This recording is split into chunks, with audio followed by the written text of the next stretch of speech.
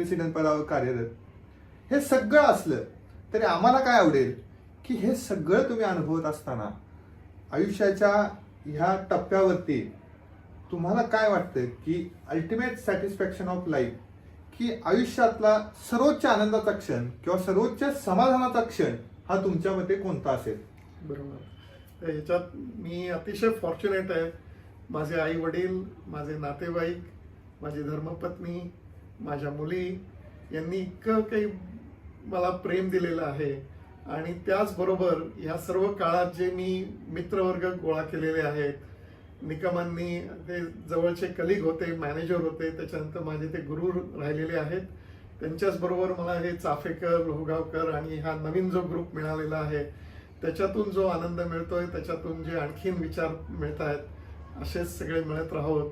आणि मला असंच एकूण दिसतं की